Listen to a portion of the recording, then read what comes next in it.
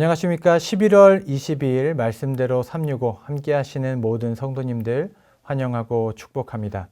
오늘 말씀은 고린도전서 5장부터 7장까지의 말씀입니다. 고린도 5장부터 7장까지는 고린도 교회 안에서 일어나고 있는 구체적인 문제들에 대해서 다루고 있습니다.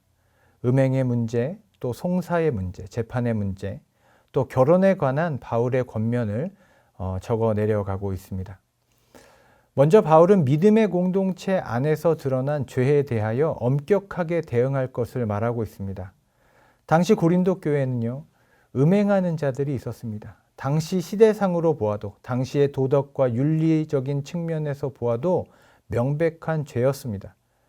그러나 고린도 교회는 이에 대해서 그들을 제대로 훈계하지도 지도하지도 못했던 것입니다. 바울은 적은 누룩이 온 덩어리에 퍼지는 것 같이 죄를 방관하는 것은 그 교회 공동체에 있어서 매우 큰 위험이라고 말하고 있습니다. 6장에서는 송사, 곧 법적인 문제가 있었습니다. 성도 사이에 고발과 다툼이 있었던 것입니다. 이것은 바울에게 매우 부끄러운 일이었습니다. 왜냐하면 교회는 세상의 판단을 받는 존재가 아니라 오히려 하나님의 말씀에 비추어서 세상을 바라보아야 하는 존재가 교회임에도 불구하고 오히려 세상의 판단을 받는 것, 그것은 매우 부끄러운 일이다, 그렇게 말합니다. 그리고 교회 안에서 형제 간의 고발이 있을 만큼 형제애가 부재하였고 또 그 갈등과 분쟁을 해결할 수 있는 지혜자, 그런 리더, 그런 중재자가 없는 것에 대해서 그는 통탄하고 그렇게 할 것을 요구하고 있습니다. 마지막으로 7장은 결혼에 관한 문제입니다. 당시 고린도 교회에서 신앙을 가진 사람들이 여러 가지 고민을 하게 됩니다. 지금 가정을 이루고 있는데 그렇다면 하나님의 사람으로 성도로서 살기 위해서는 이 부부의 도와 또 가정을 버리고 하나님께만 충성하면 더 좋지 않을까?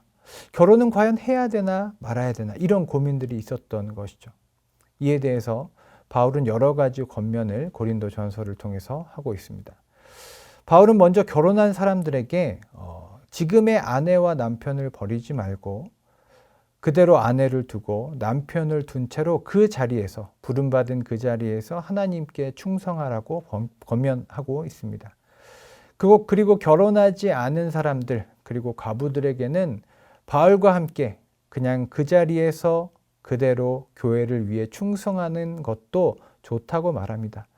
그러나 홀로 지내는 것이 만약 힘들거나 절제할 수 없다면 결혼하는 편이 더 낫다고 권면하고 있습니다.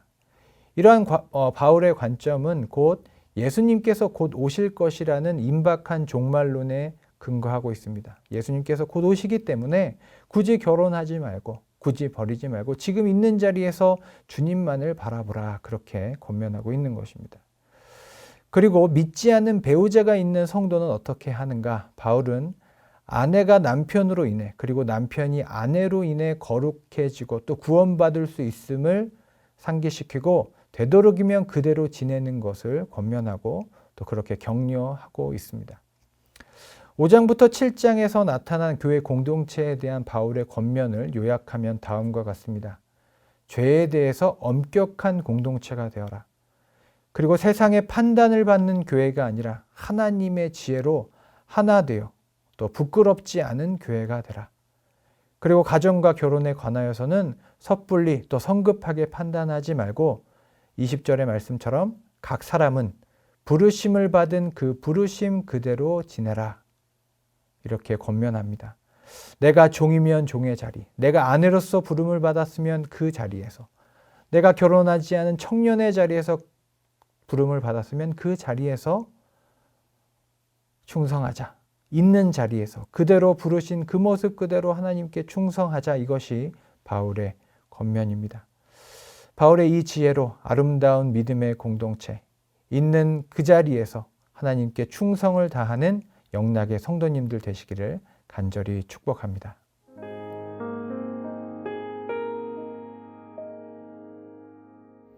(11월 22일) 월요일이 되었습니다. 여러분, 새로운 한 주간입니다. 하나님 안에서 축복의 나날이 되시기를 간절히 기원합니다. 오늘 함께 나누실 말씀은 고린도전서 6장 19절, 20절, 2절 말씀이 되겠습니다. 너희 몸은 너희가 하나님께로부터 받은 바 너희 가운데 계신 성령의 전인 줄을 알지 못하느냐? 너희는 너희 자신의 것이 아니라 값으로 산 것이 되었으니 그런즉 너희 몸으로 하나님께 영광을 돌리라. 아멘. 지난번에 로마서 12장 1절 말씀을 우리가 생각했을 때도 우리 몸의 중요성에 관해서 말씀을 나눈 적이 있습니다. 너희 몸을 거룩한 산 제사로 하나님께 드리라 하는 내용 아닙니까? 이 몸은 삶의 도구니까 이 몸으로 경건하고 거룩한 삶을 살 때 그것이 삶의 예배가 되어서 하나님께 올려진다는 말씀이었습니다. 오늘 본문도 같은 맥락의 말씀이라고 할 수 있는데요. 그런데 오늘 본문 앞에는 음란의 죄를 경고하는 말씀이 먼저 나오고 있습니다. 제가 6장 15절로 18절 말씀을 읽어드리겠습니다. 너희 몸이 그리스도의 지체인 줄을 알지 못하느냐? 내가 그리스도의 지체를 가지고 창녀의 지체를 만들겠느냐? 결코 그럴 수 없느니라. 창녀와 합하는 자는 그와 한 몸인 줄을 알지 못하느냐? 일러스되 둘이 한 육체가 된다 하셨나니 주와 합하는 자는 한 영이니라. 음행을 피하라. 사람이 범하는 죄마다 몸 밖에 있거니와 음행하는 자는 자기 몸의 죄를 범하느니라. 이렇게 되어 있습니다. 여러분 어제도 말씀을 나눈 것처럼 고린도는 인구가 엄청나게 많은 당시의 거대 도시 중에 하나로서 대단히 음란하고 타락한 도시였다고 했습니다. 많은 우상의 신전이 있는 가운데 특별히 아프로디테 신전에는 거룩한 매춘부가 1000여 명이나 있어서 찾아오는 사람들과 음란한 행위를 서슴지 않았다고 했습니다. 여러분 고린도 교회 교인들 그 문화 속에서 평생을 살았던 사람들입니다. 얼마나 그 방탕한 문화가 익숙하겠습니까? 그러다가 예수님을 믿게 되기는 했지만 그러나 그들의 삶의 습성에는 이 과거의 모든 것들이 아직 깨끗이 제거되지 않고 남아 있었다는 것을 알게 됩니다.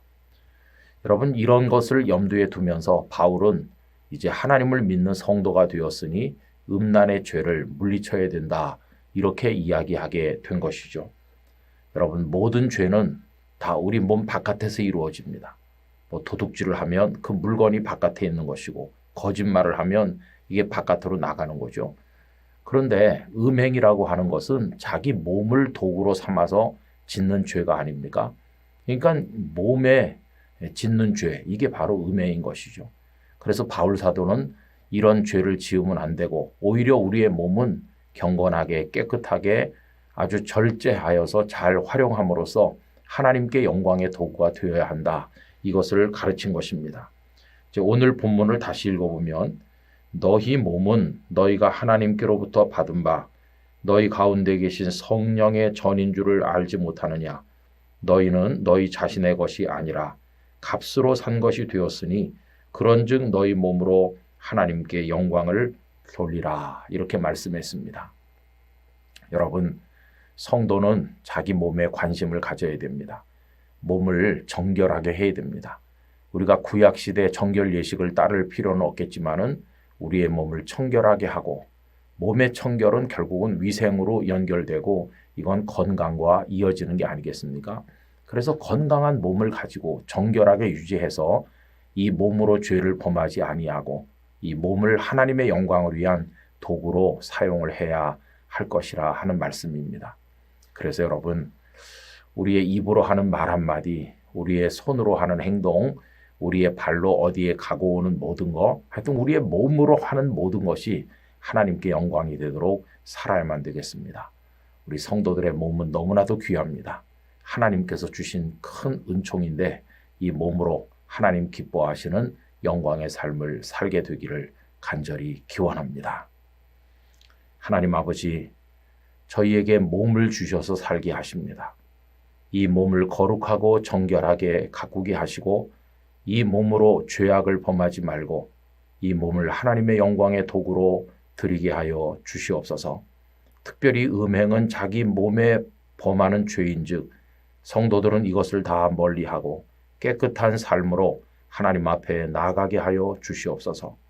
우리 성도들의 육신의 건강과 정결함을 허락하여 주시기를 원하옵고 예수님의 거룩하신 이름으로 기도드리옵나이다. 아멘.